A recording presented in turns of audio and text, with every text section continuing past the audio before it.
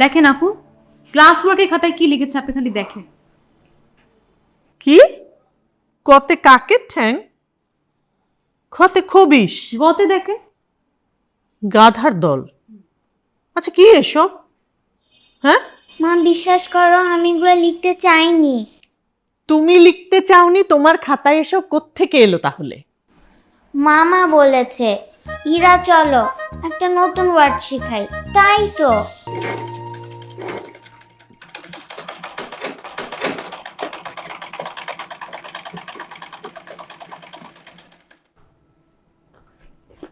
মিতু, কালকে যে ব্যাপারে তোর সাথে আলাপ করলাম তার তো কোনো উত্তর দিলি না।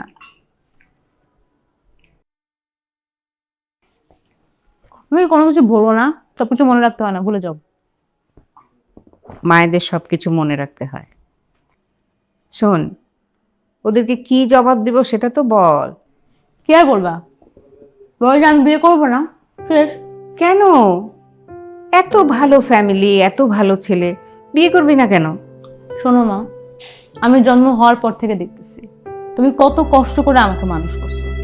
আমি চাই না ওই একই পথে হাঁটতে। সবার ভাগ্য তো আর একরকম হয় না। হতে কতক্ষণ? শোনো, ওদিন যদি নানু তোমার পড়াশোনা শেষ না হওয়ার আগে বিয়েটা না দিয়ে দিত না, তাহলে আজকে অ্যাটলিস্ট একটা চাকরি বাকরি করে খেতে পারতেন। এই ধার দেনা, এই সেলাই করে, মানুষের কাপড় সেলাই করে তোমাকে আমাকে বড় করতে হতো না।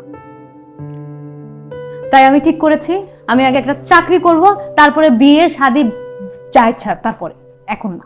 আচ্ছা, আমি তোর সব কথা বুঝলাম, কিন্তু মা, আমার বয়সটার দিকে তো একটু তাকাবি।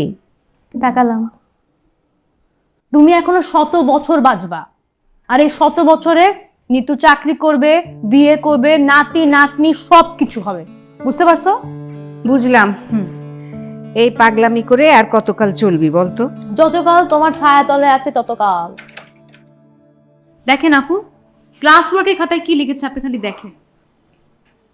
কি কতে কাকের ঠ্যাং খতে খবিস গতে দেখেন।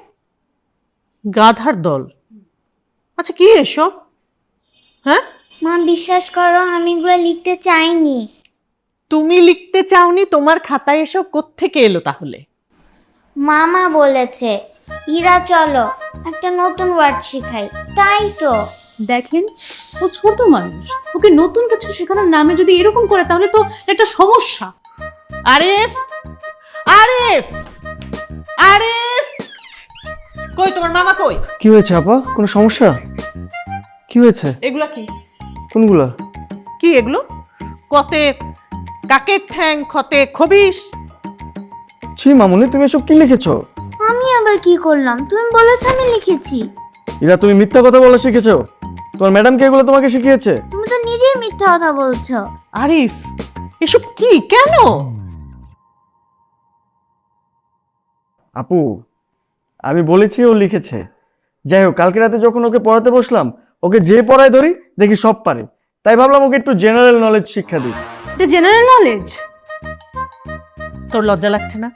তুই মামা হয়ে এতটুকু একটা ভাগ্নিকে এ ধরনের আজে বাজে কথা শেখাচ্ছিস?